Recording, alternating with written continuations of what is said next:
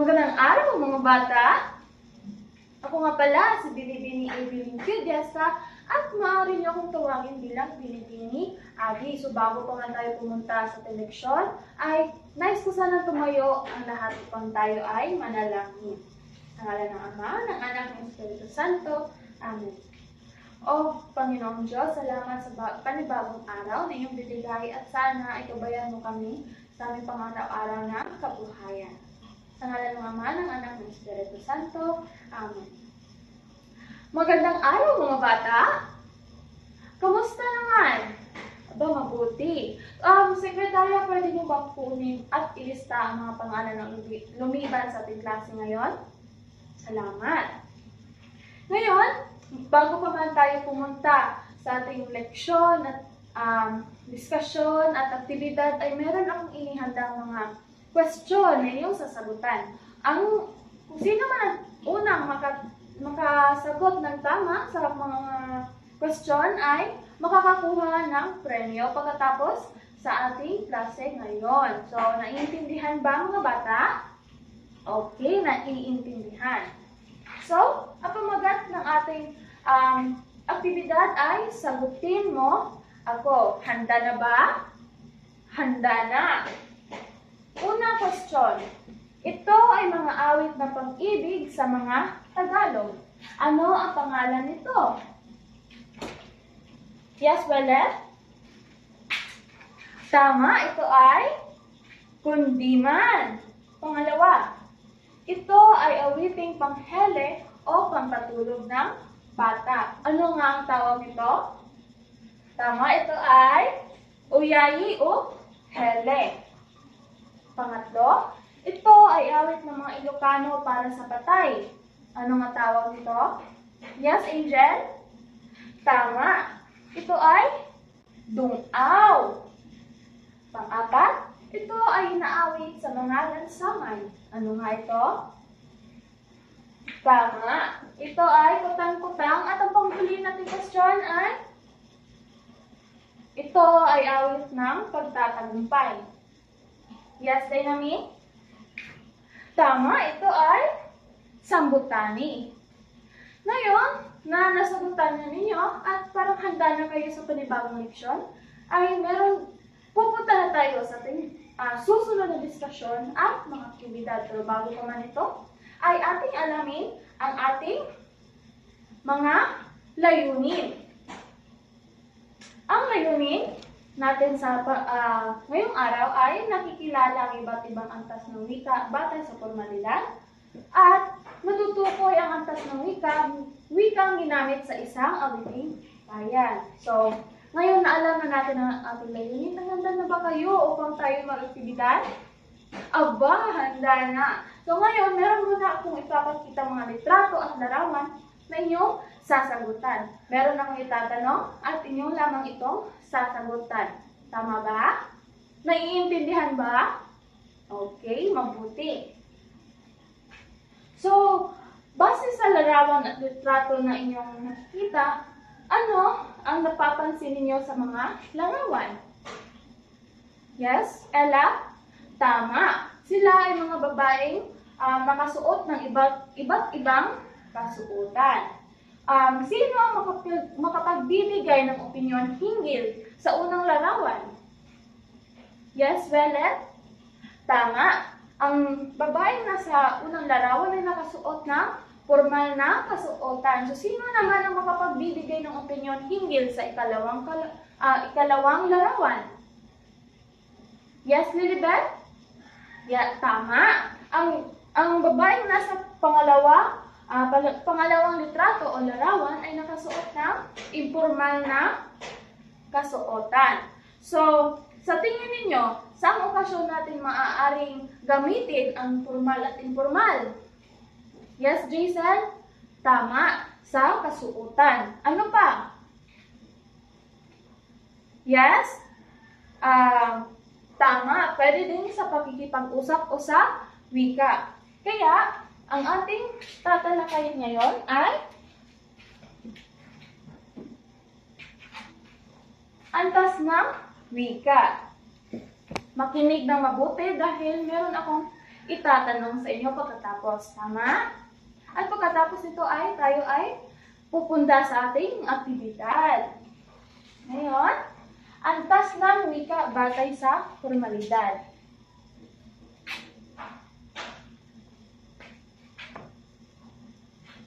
Una, informal o di formal.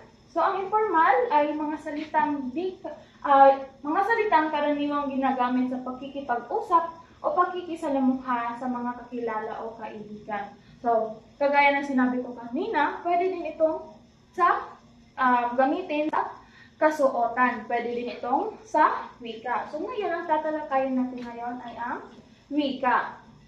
Wikang informal, ito ay ginagamit natin sa pakikipag-usap at pakikipagsalamuha sa mga kakilala natin, sa mga kaibigan, sa ating mga kapatid, kalaro, at kanino pa. So, ang informal o di formal ay may uri ng salita. May tatlong uri ng salita na informal. Una ay balbal o slang. Ang tawag sa mga salitang karaniwang ginagamit sa kalye o lansangan, kaya't madalas na tinatawag din salitang kanyo, kanto o salitang kalye. Ang balbal o slang ay karaniwang natin ginagamit sa pakikipag-usap sa kalye o lansangan. Katulad ng pagtambay at iba pa. So, halimbawa ng balbal ay pwedeng bagets. Ang kahulugan naman ng bagets ay kabataan. So, parang imbis na kabataan ay ginawang salitang pangkalye. Mula sa kabataan, naging bagets. Pwede din itong gumamit ng mga numero, pero ang mga numero ay may kahulugan, kagaya nito.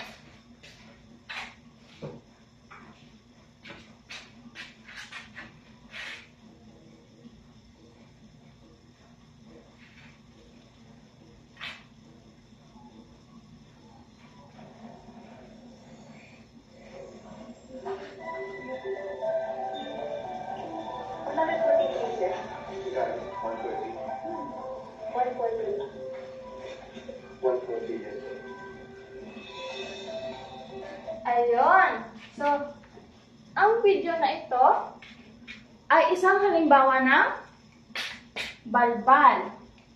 At pakikipag-usap gamit ang numero na may kahulugan. So, ang numerong 143 ay may kahulugan I love you. Ito ay pwede rin gamitin sa pakikipag-usap sa ating mga kaibigan sa lansangan. Pwede din itong mga hayop, katulad ng crocodile o buwaya, na pwedeng nangangahulugang bilang mga tao sa politika na nangungurap. So, pwede din. At ang iba pang halimbawa ng balbal ay charing. Ang charing, kung sa formal pa na salita, ay biro. Ang nanay at tatay naman na formal na salita ay ginagawang balbal o slang kung diin pwedeng maging ermat ang nanay at erpat ang tatay. Pwede ding wa-epek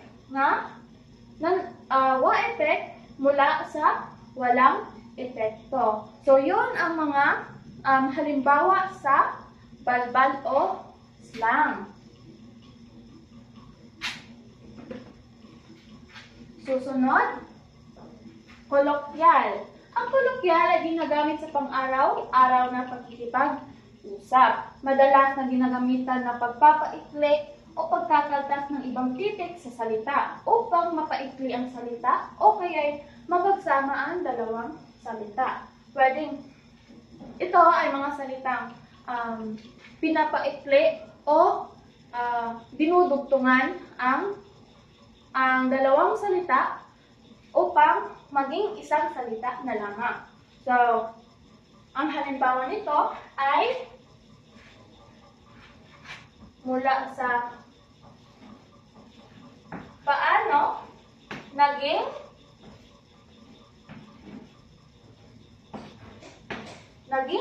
paano. So, pamilyar ba kayo sa salitang paano?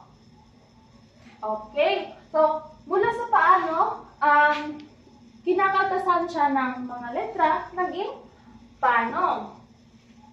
Pwede ding pre, mula sa pare, at kailan, mula sa kailan. Ang kolokal din ay pwede ding kombinasyon ng Tagalog at Ingles. Pwede ding Tagalog at Espanyol, katulad ng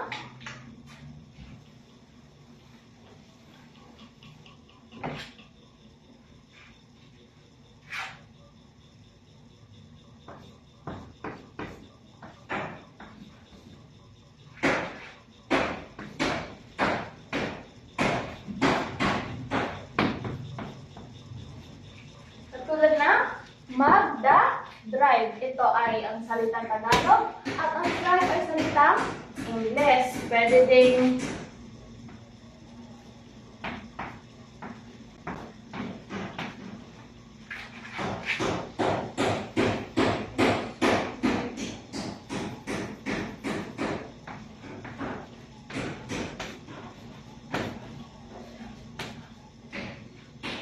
eskwelahan. Itong eskwelahan naman ay ginagamit sa pakikipag-usap gamit ang salitang Tagalog na ginagamit din itong salitang eskwelahan. Katulad ng pupunta ako sa eskwelahan.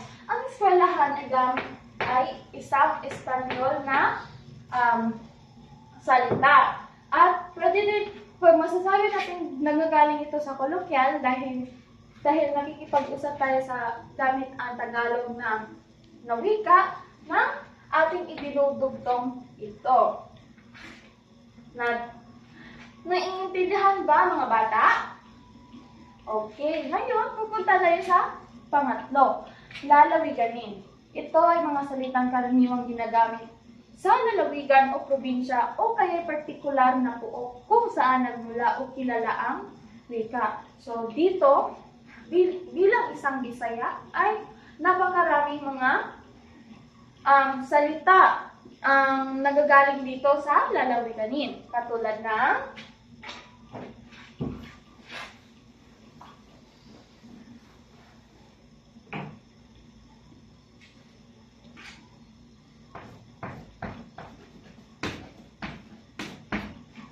ambot.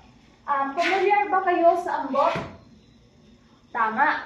Ang ambot, kung sa Tagalog pa ay ewan o hindi ko alam. So marami pa, katulad ng kanon, kaon, langgam, at iba pa. Ito yung mga salitang sikat na ginagamit sa mga Tagalog. Kung saan nanggagaling sa ating probinsya, di o lalawigan. So marami pang mga halimbawa, marami pang mga halimbawa ang nagagaling sa lalawiganin dito sa ating probinsya. Katulad ng ate, nanay, tatay, at iba pa. Ngayon, nagtapos na tayo sa ating informal na salita. Dito naman tayo pupunta sa ating salitang formal. Ang salitang formal ay ginagamit ng karamihan ng mga nakapag-aaral sa wika. Ang salitang formal ay ginagamit natin sa pakikisalamuha sa mga taong nasa eskwelahan, nasa trabaho, at sa mga taong kagalang-galang. So, ang salitang formal ay may uri. Una ay ang pambasa. Ang pambasa ay ginagamit sa mga babasahing pang-akademiko tulad ng aklat o textbooks sa mga paaralan. So, ang halimbawa ng pambasa ay ama, ina, at anak, at iba pa. Ito ay mga salitang ginagamit sa mga textbooks, sa pang-akademiko na mga libro o mga books. Katulad ng bata, ng katulad ng bata, ng tiyahin, tiyahin, ganyan. Marami pang mga halimbawa na nanggaling sa pambasa. Dito naman, merong pampanitikan o pang-retorika. So, ang pampanitikan ay ang masining salita tulad ng mga tayutay, idioma, kasabihan at kawikaan lalong nagpaparikit sa pagkakagamit ng wika.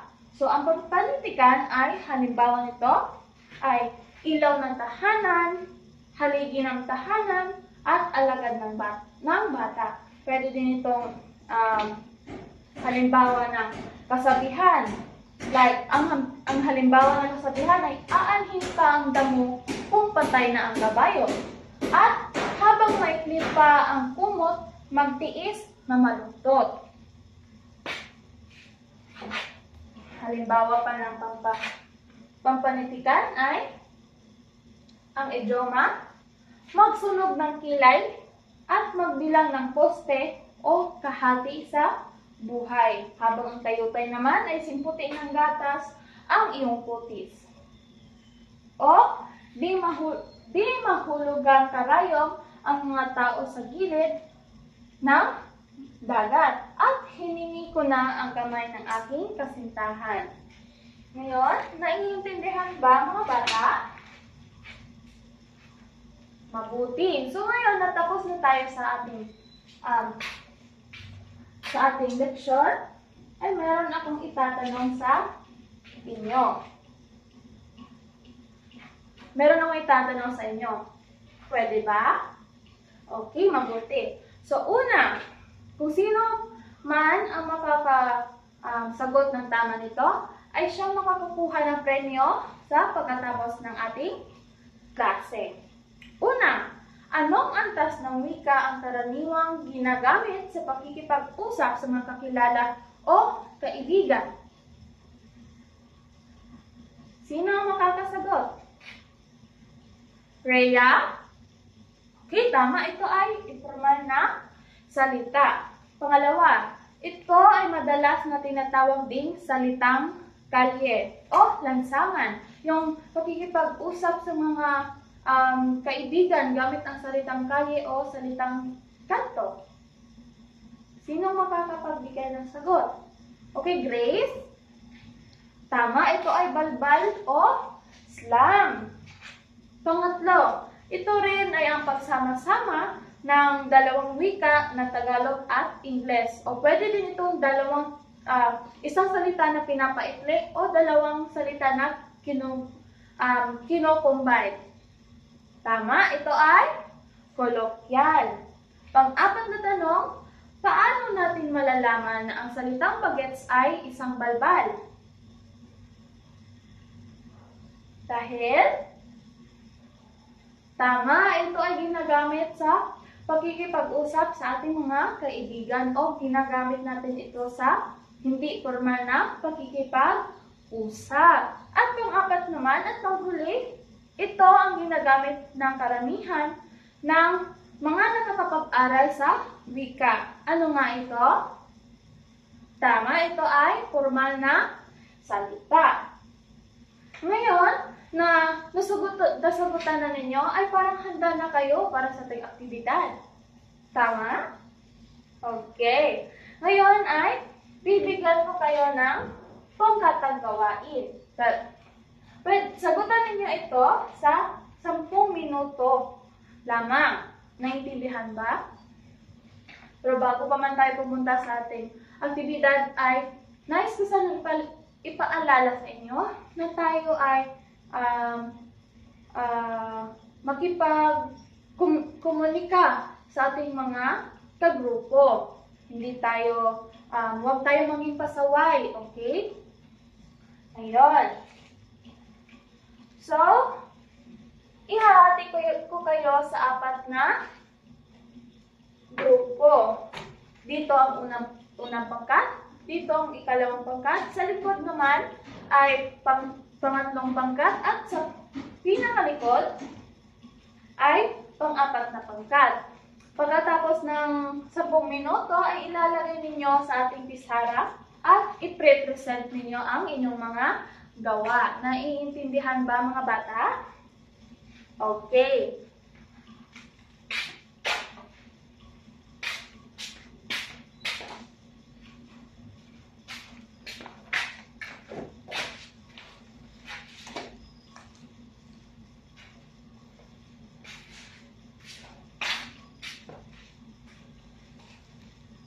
Alamin natin ang mga panuto. Sa unang pangkat, panuto. Suriin ang kahulugan ng antas ng wika. Mula sa hanay A, nakasulat ang mga antas ng wika at piliin sa hanay B kung ano ang wastong halimbawa nito. Isulat ang titik ng tamang sagot sa linya bago ang numero. Naintindihan ba? Okay.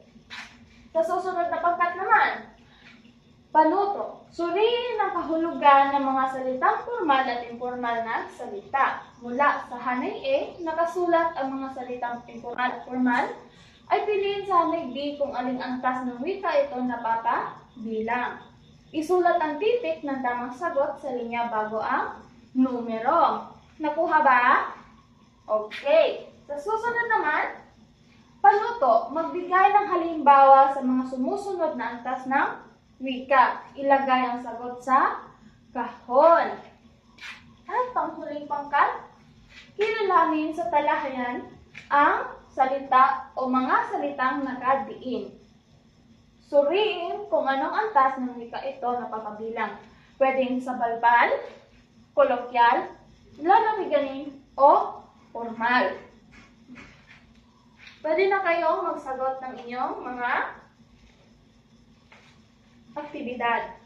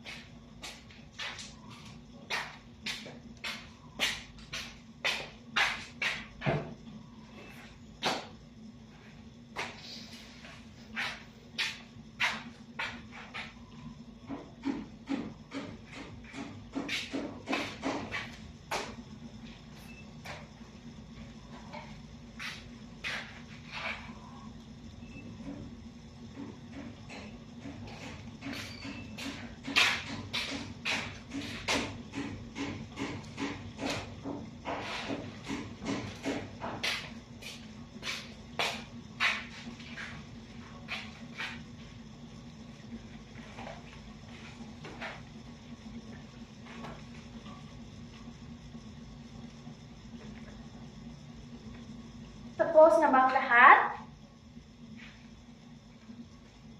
Lumipas na ang 10 minuto, kaya ilagay na ninyo ang inyong mga aktibidad at inyong mga gawa sa ating pisara. Pero unahin muna natin ang unang pangkat.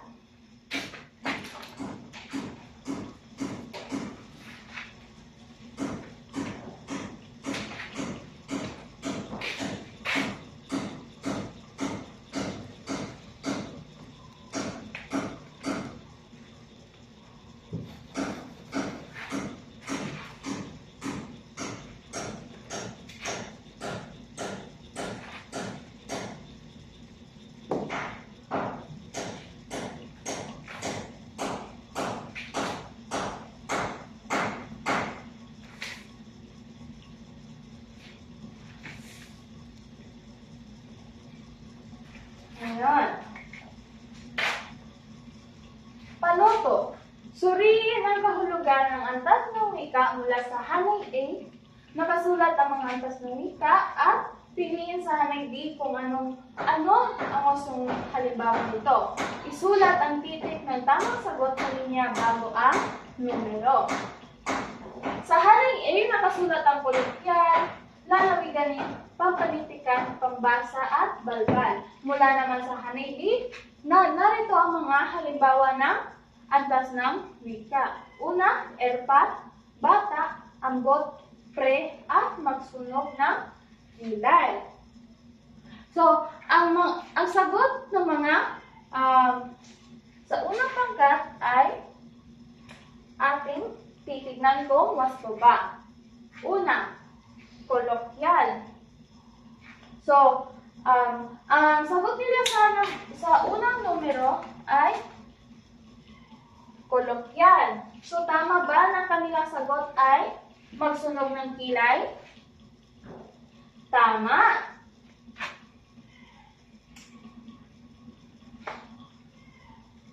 So, ay check.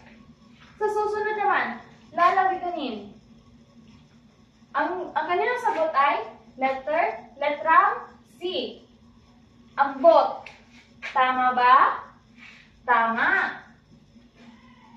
Dito naman sa pangatlo, pampanitikan. Tama ba na ang sagot sa tatlong numero ay magsunog ng kilay? Pampanitikan? Tama. Sa pang-apat namang letra o numero, ang sagot nila ay letrang B o bata. Tama ba? Tama. At sa pang-lima, balbal. Tama ba? Erpat? Tama. Bigyan ng palakpakan ang unang pangkat.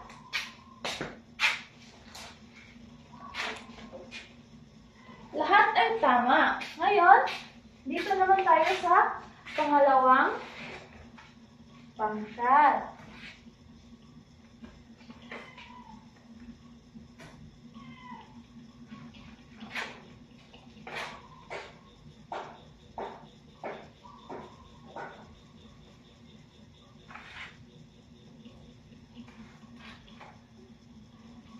Sa pangalawang pangkat naman ay ang panuto nila ay suriin ang kahulugan ng mga salitang formal at informal na salita.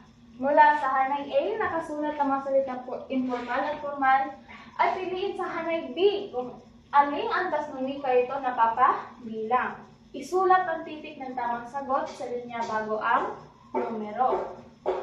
So, hanay A, nandito ang bakal, tsaring, meron, ilaw ng tahanan at bahay. Dito naman sa hanay B, nandito nakalagay dito ang kolokyal, lalawiganin, pampanitikan, pambasa at balbal. So, tignan natin kung wasto ba ang kanilang mga sagot. Unang numero, bakal. Ang kanilang sagot ay letrang B, lalawiganin. Tama ba na lalawiganin ang bakal? Tama. Pangalawa, tsaring. Ang kanilang sagot sa tsaring ay letter D. Tama ba?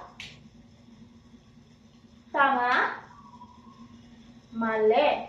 Ang tsaring ito ay balbal. Ang tsaring ay ito ang salitang ginagamit sa kali o lansangan. Ito ay mali. Ang sagot sa tsaring ay letrang E o ang balbal. Sa ikatlo naman, meron. Ang kanilang sagot ay letrang A. So, tama ba na kolokyal? Tama. Dito naman sa pangatlong numero, ilaw ng tahanan, ang kanilang sagot ay letrang C, na pampanitikan. Tama ba? Tama. At panglima, bahay, ang kanilang sagot ay letrang E. Tama ba? Hindi. Ang bahay ay isang formal na salita. Ito ay nanggagaling sa pambasa. Ito ay sa letrang D. So, ang pangalawang pangkat ay nakakuha ng 3 wastong sagot. Palakpakan. Ngayon, dito naman tayo sa pangatlong pangkat.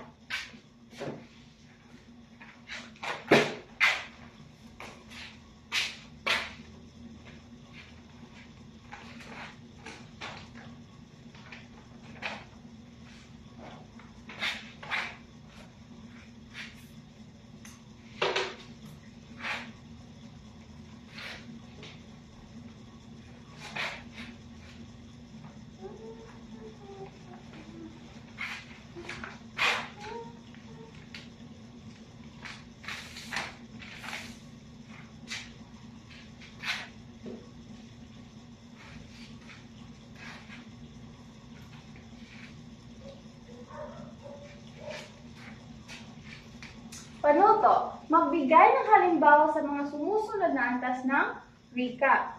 Ilagay ang sagot sa kahon. So, dito, nakalagay ang antas ng wika. Habang dito naman ay ang mga halimbawa ng antas ng wika. So, unang numero, lalawiganin. Ang kanilang ibinigay na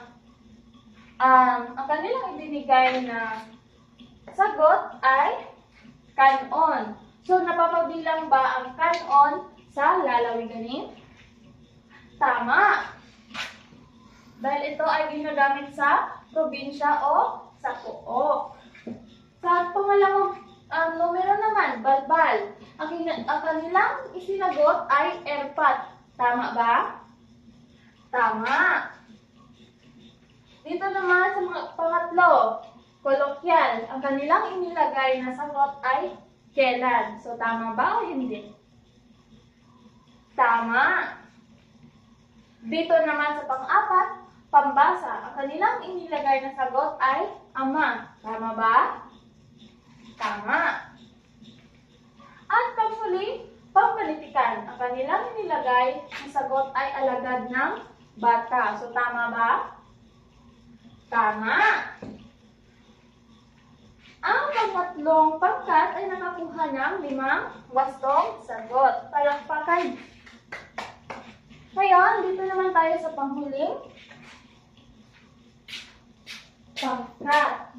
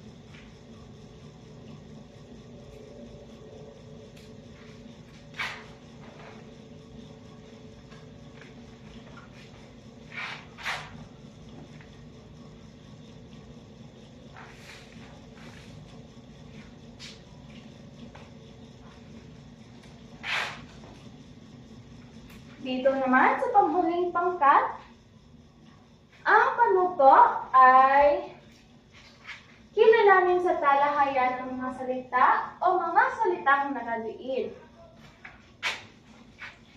Suriin kung anong antas ng wika ito napapabilang sa balbal, kolokyal, lalawiganin, formal, pambasa o pampanitikan. Dito nakalagay ang mga halimbawa ng antas ng wika at dito naman ilalagay ang mga sagot kung aling antas ng wika napapabilang ang mga halimbawa. So, ang pang-apat na pangkat, ang sagot nila sa unang numero ay formal. So, ang formal ba ay ang kaibigan ba ay isang halimbawa ng formal? Tama. Ito ay tama. Sa pangalawa naman, ang haligi ng tahanan ba ay isang halimbawa ng pampanitikan? Tama. Ang pangatlo naman, ang bagets ba ay napapabilang sa halimbawa ng balbal o slang? Tama. At panghuli, ambot. Ang ambot ba ay nanggagaling sa antas ng wikang lalawiganin? Tama. Ngayon, ang panghuling pangkat ay nakakuha ng apat na wastong sagot. So, palakpakan ninyo ang inyong sarili. Ngayon, natapos na tayo, ay pumunta tayo sa ating meron ako ipapasagot sa inyo. Ipakita mo kung sino ka. Pero bago pa man tayo pumunta sa ating aktibidad ay ipakita mo muna kung sino ka. Kung sino man ang makakasagot ng aking question ay merong makukuhang premyo na naman pagkatapos ng ating klase. Unang sagot, bakit mahalaga ang pag-unawa sa pagkakaiba ng formal at informal na wika? Yes, Kisha? Tama. Ang informal at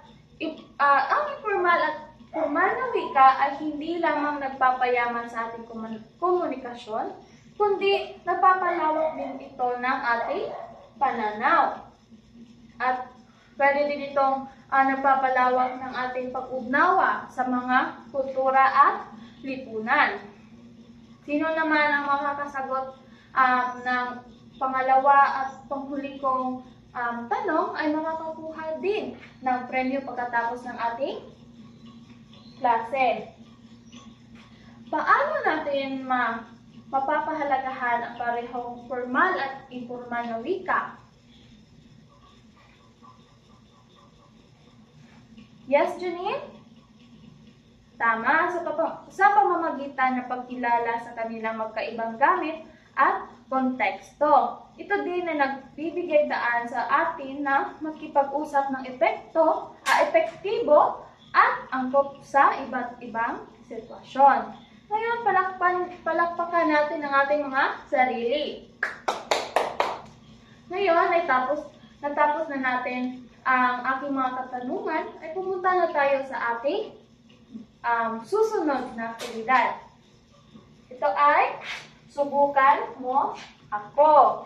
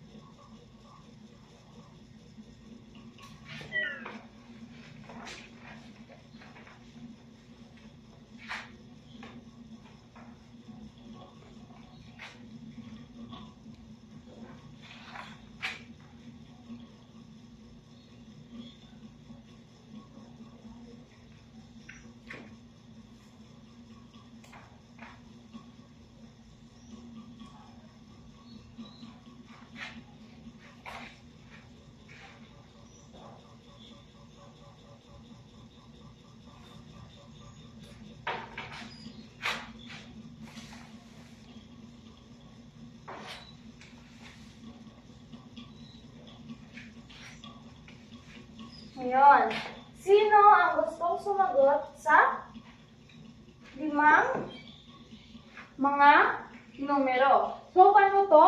Mula sa nakalista sa chart, kung saan nakalagay ang lalamiganin, kolokyal at balbal, ibigay ang katumbas ng salita ayon sa antas ng wika. Dito tayo magbabase sa formal na salita. Unang numero, ama, pangalawa, ina, pangatlo, pera, pang-apat, kapatid, at pang-5, ate. So, sino ang gustong sumagot sa inyo? Yes, Shelo?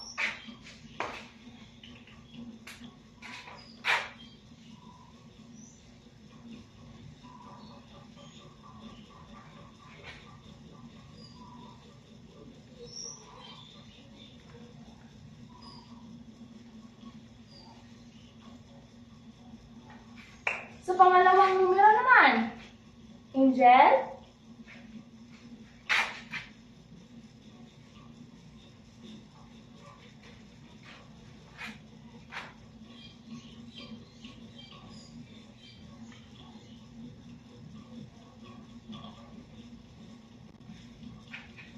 Pangatlo, Tisha?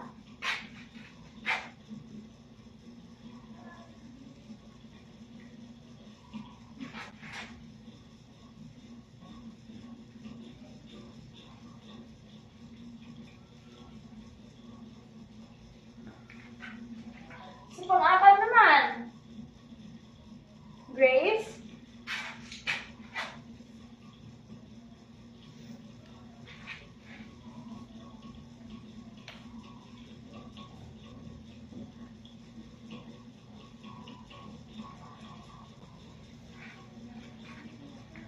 Panglima o panghuli? Jason?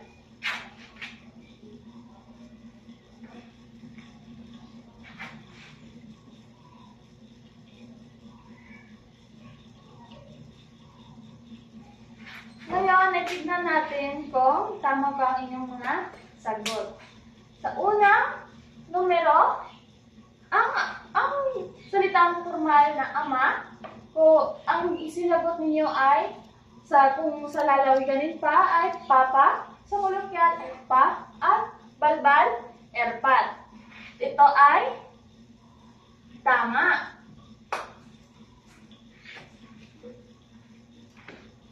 Sa pangalawa, ang ina, kung sa lalawiganin pa ay nanay, sa kolokyal pa ay ma, sa balbal ay ermat. Ito ay tama pa rin.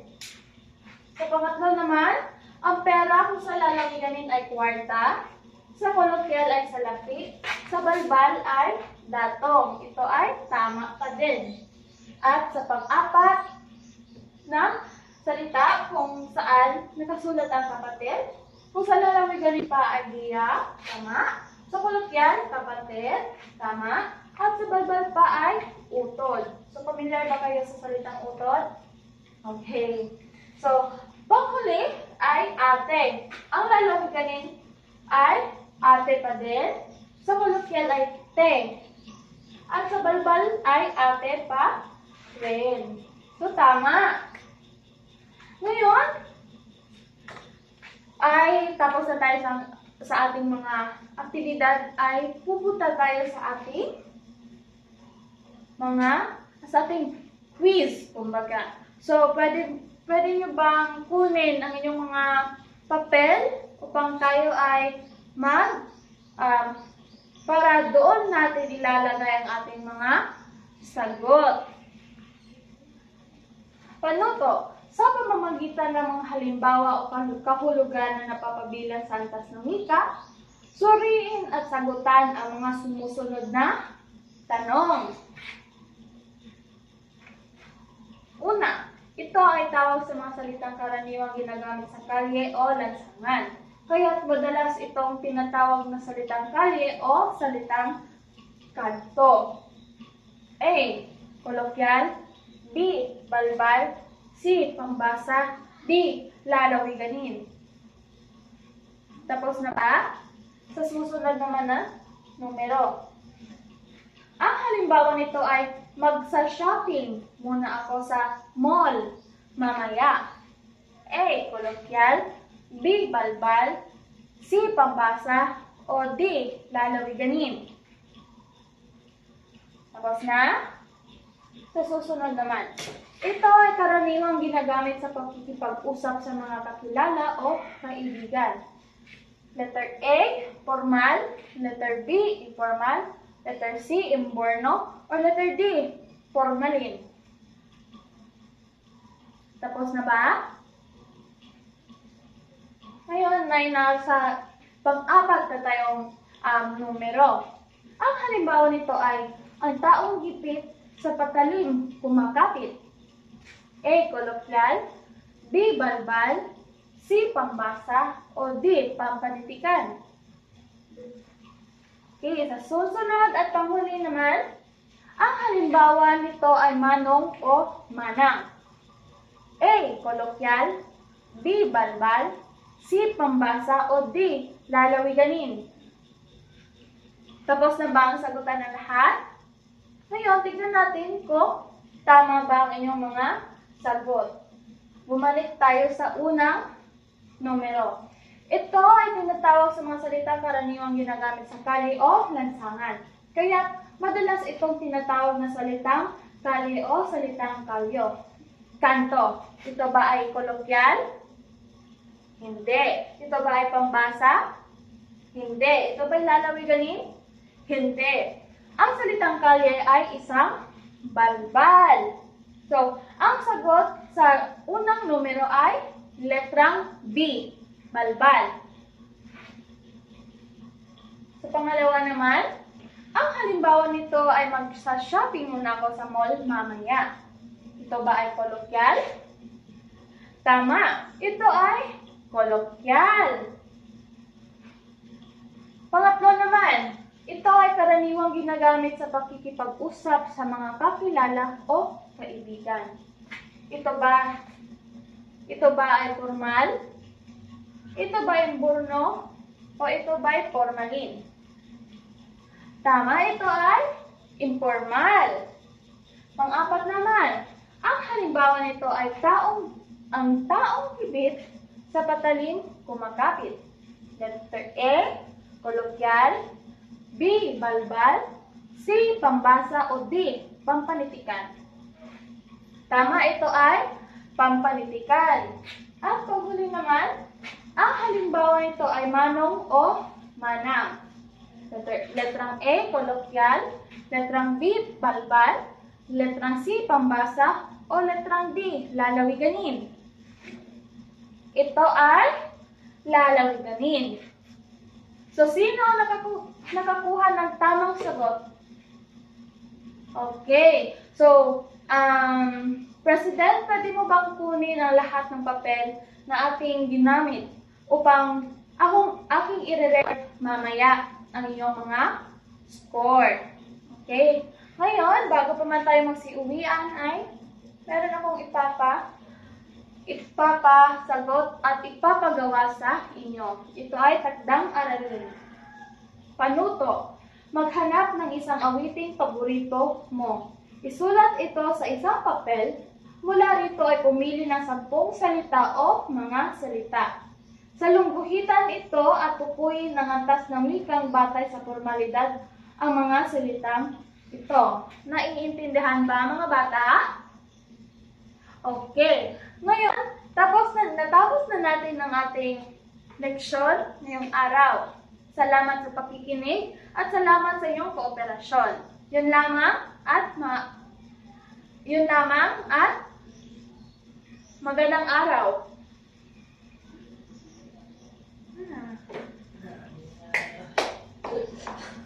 Can I play? Yes. Wala tayo naka-play ba?